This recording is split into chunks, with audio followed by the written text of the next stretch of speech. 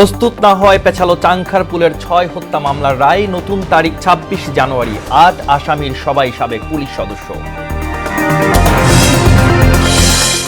ইসিতে প্রার্থিতা প্রত্যাহারের শেষ দিন আজ। পোস্টাল ভোট নিয়ে রাজনৈতিক দলের সঙ্গে কমিশনের বৈঠক। এখনো গণভোটে অসচেতন আমজনতা।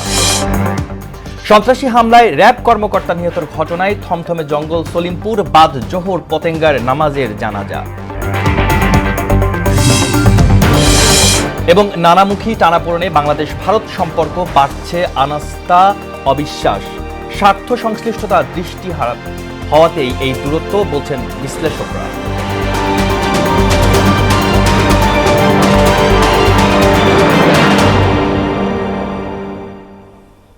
আসসালামু আলাইকুম, স্বাগত মোহনা সংবাদে। সঙ্গে আছি আমি আসাদুজ্জামান। শুনছিলেন সংবাদ শিরোনাম, এবার চলে যাচ্ছি পুরো খবরে। রায় পুরোপুরি প্রস্তুত না হওয়ায় পেছালো চাংখারপুল 6 হত্যা মামলার রায়। আগামী 26 জানুয়ারি এ মামলার রায়ের দিন ধার্য করেছে ট্রাইব্যুনাল। মঙ্গলবার সকাল 11:30টায় রায় ঘোষণার নতুন এই দিন ধার্য করেন আন্তর্জাতিক অপরাধ ট্রাইব্যুনাল 1-এর চেয়ারম্যান বিচারপতি মোহাম্মদ গোলাম মুর্তজা মজুমদারের নেতৃত্বাধীন 3 সদস্যের বিচারিক প্যানেল।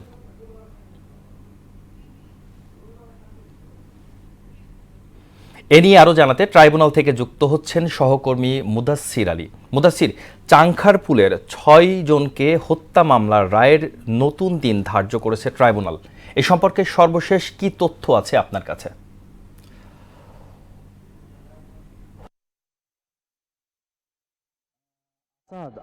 মূলত হচ্ছে আদালতের যে রায় সেটি কিন্তু খুব সুশৃঙ্খলভাবে গুছিয়ে তৈরি করেই কিন্তু এই প্রক্রিয়াটি সম্পন্ন করতে হয়। তো সেই সংশ্লিষ্ট কিছু কাজ, সামান্য কিছু কাজ বাকি থাকায় কিন্তু এই রায়টি পেছানো হয়েছে।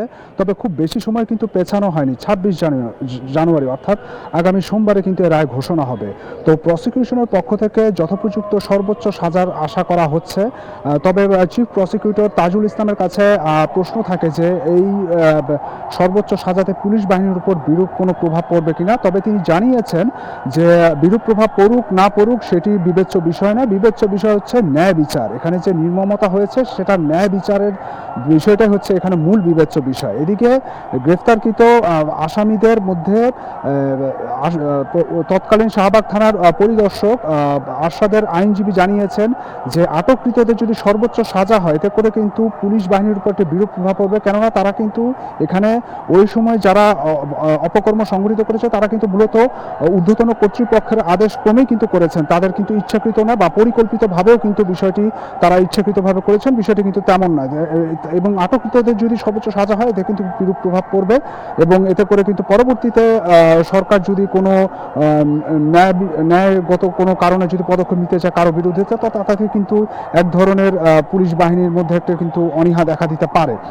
তো এই হচ্ছে চাংখারপুলের হত্যাকাণ্ড সংশ্লিষ্ট বিষয় সম্পর্কিত তথ্য। এদিকে রামপুরায় 28 জনকে যে হত্যা করা হয়েছে তার কিন্তু আজকে সূচনা বক্তব্য হয়েছে এবং সূচনা বক্তব্যে কিন্তু চিফ প্রসিকিউটর জানিয়েছেন যে এই যে রামপুরায় যে বিজেপি কর্তৃক যে হত্যা হয়েছে সেটি কিন্তু 1971 সালে 25শে মার্চের সে কালরাত্রির সঙ্গে কিন্তু তিনি তুলনা করেছেন এবং এইভাবেই কিন্তু তুলনা করেন বক্তব্যের মাধ্যমে কিন্তু তার এই প্রসেসটা শুরু হয়েছে। এবং এখানে কিন্তু প্রথম দিনে কিন্তু সাক্ষ্য সম্পন্ন হয়েছে এবং সাক্ষ্য একজন দিয়েছেন এবং তার জেরা কিন্তু হবে আগামী 25 ও 26 জানুয়ারি।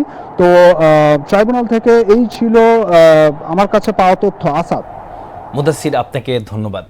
ট্রাইব্যুনাল থেকে আমাদের সাথে যুক্ত ছিলেন মুদাসসির। জামায়াত ইসলামী হ্যাঁ ভোটের পক্ষে কাজ করবে বলে জানিয়েছেন দলটির আমির ডক্টর শফিকুর রহমান। নির্বাচনকে সামনে রেখে জামায়াত আয়োজিত পলিসি সামিট 2026 শীর্ষক অনুষ্ঠানে বক্তব্যে এই তথ্য জানান তিনি।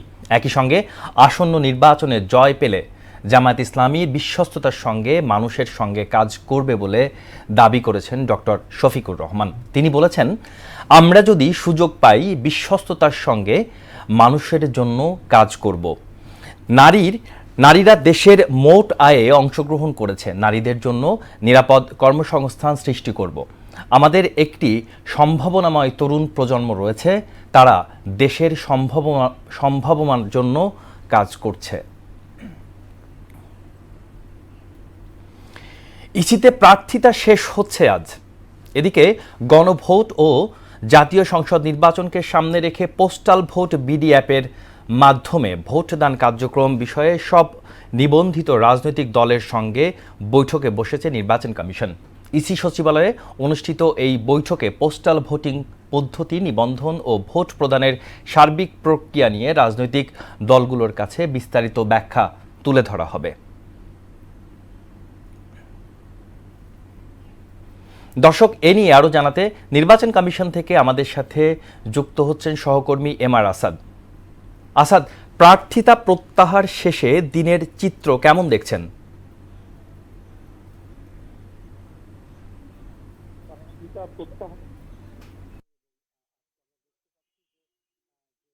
কর্মকর্তার যে কার্যালয়টি রয়েছে, বিশেষ করে নির্বাচন ইতিহাস ভবন যেটাকে বলা হয়, সেখানে আসলে ঢাকা 13 এবং 15 আসনের রিটার্নিং কর্মকর্তার কার্যালয় রয়েছে এবং সেখানে আমরা দেখেছি যে প্রত্যাহারের শেষ পর্যন্ত যে ফলাফল সেটিকে প্রস্তুত করার জন্য আসলে রিটার্নিং কর্মকর্তার কার্যালয় প্রস্তুত রয়েছে।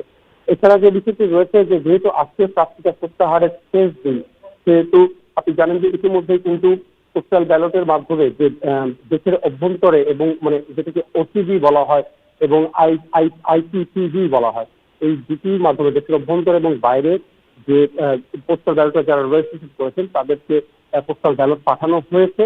বিশেষ করে দেশের বাইরে যারা রয়েছেন তাদেরকে আসলে এখন ইতিমধ্যেই পাঠানো হয়েছে এবং দেশের অভ্যন্তরে যারা রয়েছেন তাদেরটাও আসলে প্রক্রিয়াধীন রয়েছে।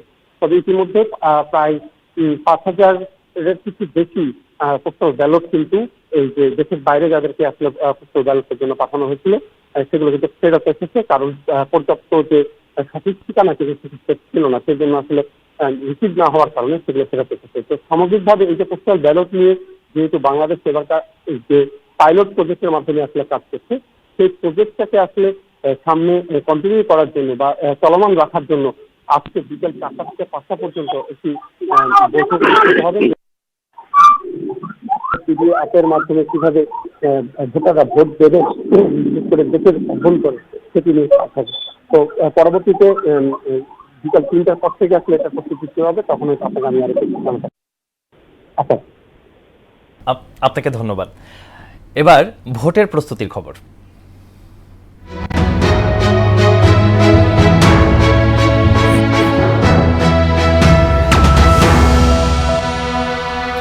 গণভোট নিয়ে জনসচেতনতা বৃদ্ধিতে প্রচারণা শুরু করেছে অন্তর্বর্তী সরকার। তবে গণভোটের উদ্দেশ্য, গুরুত্ব ও প্রক্রিয়া সম্পর্কে এখনও অবগত নয় কুষ্টিয়ার মানুষ। জুলাই সনদের আইনি ভিত্তি দেয়া সংবিধান সংশোধন, আইন তৈরি ও রাজনৈতিক সংকট মোকাবেলায় শাসন ব্যবস্থার পরিবর্তে সারা দেশে এখন আলোচনার বিষয় গণভোট। গণভোট নিয়ে সাধারণ মানুষের ভাবনা তুলে ধরছেন পার্থসারথী ঘোষের প্রতিবেদন, জানাচ্ছেন তাহসিন তারিন। শহরের অলিগলি কিংবা গ্রামীণ জনপদ সব জায়গায় এখন নির্বাচনের আগমনী বার্তা। কিন্তু একই দিনে হতে যাওয়া গণভোট সম্পর্কে কতটুকু জানেন সাধারণ মানুষ? এই সব বিষয়ে কথা হয় কুষ্টিয়া 4 আসনের খোকসাবাসীর সঙ্গে। আলোচনায় জমজমাট চায়ের দোকানের আড্ডা। এইতে দেখা গেল গণভোট নিয়ে অনেকের ধারণা এখনো স্পষ্ট নয়। গণভোট কি সেই বিষয়ে জানে না বেশিরভাগ মানুষ। তাদের মতে সরকারের পাশাপাশি রাজনৈতিক দলের প্রার্থীরা প্রচারণা চালালে গণভোট নিয়ে ধারণা বাড়বে তাদের। জনগণের মধ্যে এই সুষ্ঠু স্পষ্ট ধারণা না থাকলে তো সে কেউ হানার বিষয় না বুঝলে ভোটটা তো দিবে না। হানা ভোট তো আমরা তো গ্রাম অঞ্চলের, আমরা কিভাবে বুঝি নিত। আমরা গণভোটের প্রচারণাটাই আপনার আগে প্রচারণা ছিল, কিন্তু এখন দেখা যাচ্ছে আপনার বিভিন্ন দলের প্রার্থীরা তাদের নিজস্ব দলীয় প্রতীকের প্রচারণাটাই বেশি চালাচ্ছে। কোনটা গণভোট আর কোনটা হচ্ছে পাত্রীর ভোট এটা তো আমরা কিছুই জানিনি। আশা আছে পরিবেশ ভালো হলে যাবো, দেব। জীবনে একবার শুনেছিলাম, তখন আমার ভোট হয়েছিল না, সেই সময় হানা ভোটটা আমি শুনেছিলাম, তবে হানা ভোট আমার জীবনে আসি নাই, এটা আমি দিও নাই। এদিকে সরকারের পক্ষ থেকে গণভোট আয়োজনে মসজিদ ভিত্তিক প্রচারণা চালানোর কথা বলছেন জেলা প্রশাসক। আমাদের মসজিদগুলো কিন্তু মানুষকে সবচেয়ে বেশি জানাতে পারে। তো আমরা আজকে প্রত্যেকটা উপজেলা থেকে সকল ইমামদের সাথে বসেছিলাম। ইমামরা আমাদের জেলা প্রশাসনের সাথে মিটিং করেছে এবং এই মিটিংয়ে আমি তাদের জানিয়ে দিয়েছি এই শুক্রবার থেকে মসজিদেও তারা এটি প্রচার করবে। তো আমার বিশ্বাস এই আপনার যেই চাওয়াটা যে গণজোয়ারে পরিণত করা, সবার যে জানার যে বিষয়টি, আমার বিশ্বাস যে আগামীকাল থেকে সকলেই জেনে যাবে ইনশাআল্লাহ। কুমারখালী খোকসা নিয়ে গঠিত কুষ্টিয়া 4 আসনের অনেক ভোটারের ধারণা নেই গণভোট সম্পর্কে। এই আসনটিতে মোট ভোটার সংখ্যা 4,24,417 জন। মোট ভোট কেন্দ্র 152টি। এর মধ্যে পুরুষ ভোটার 2,13,504 জন। নারী ভোটার রয়েছে 2,10,908 জন। তৃতীয় লিঙ্গের ভোটার 5 জন। তাহসিন তারিন, মোহনা সংবাদ। চট্টগ্রামের সীতাকুণ্ডে জঙ্গল সলিমপুরে আসামি গ্রেপ্তারের অভিযানে গিয়ে হামলার শিকার হয়েছেন জাব্বুরের কর্মকর্তা ও সদস্যরা। এই ঘটনায় মোতালেব হোসেন নামে চট্টগ্রাম র্যাবের একজন কর্মকর্তা নিহত হয়েছেন। সোমবার বিকেলে এই ঘটনা ঘটে। একই ঘটনায় 4 জন গুরুতর আহত হন। তাদেরকে সম্মিলিত সামরিক হাসপাতালে ভর্তি করা হয়েছে। এর মধ্যে 3 জনের অবস্থা আশঙ্কাজনক বলে জানা গেছে। ঘটনার পর জঙ্গল সলিমপুরের আইন শৃঙ্খলা রক্ষাকারী বাহিনীর অতিরিক্ত সদস্য মোতায়েন করা হয়েছে। এই এলাকায় থমথমে অবস্থা বিরাজ করছে। অপরাধীদের ধরতে জঙ্গল সলিমপুরে এখন চলছে যৌথ বাহিনীর অভিযান। এদিকে পতেঙ্গা 7 র্যাব কার্যালয়ে দুপুরে নিহত মোতালেব হোসেনের নামাজে জানাজা।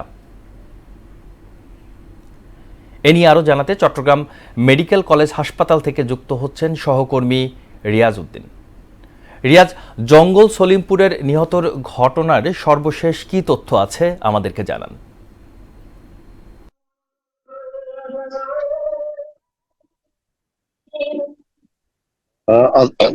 আসাদ, আপনাকে ধন্যবাদ। আমি এই মুহূর্তে রয়েছি চট্টগ্রাম মেডিকেল কলেজের সামনে।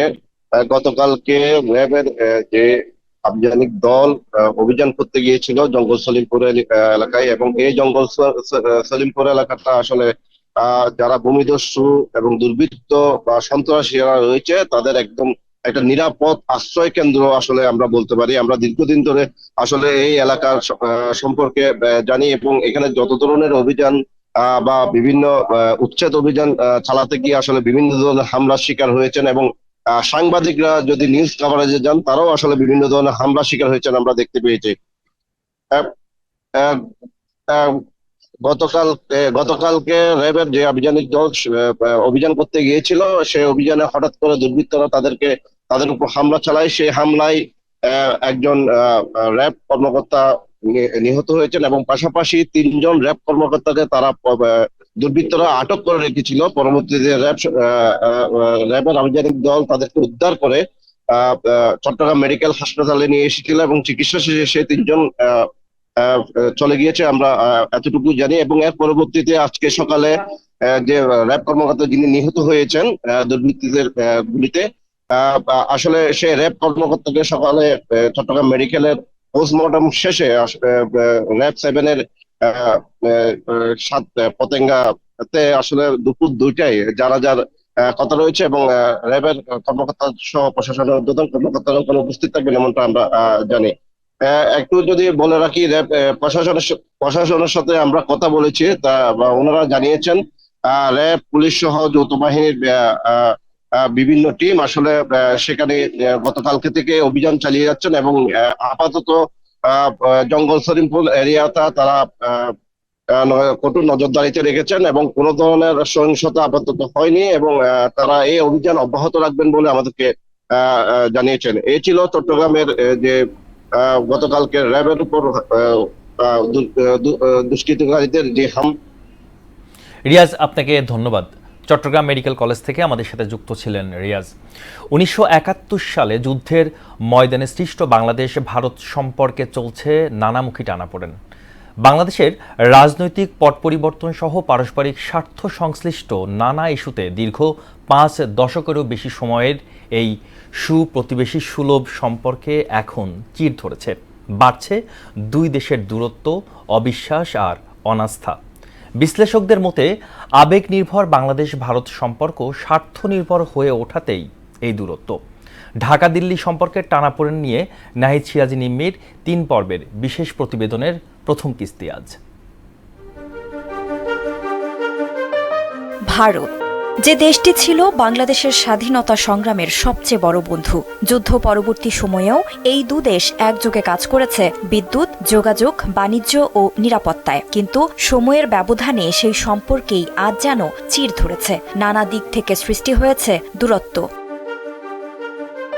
দুই দেশের কূটনৈতিক সম্পর্ক দৃশ্যত স্বাভাবিক থাকলেও ক্ষণে ক্ষণে জন্ম নিচ্ছে নানা প্রশ্ন।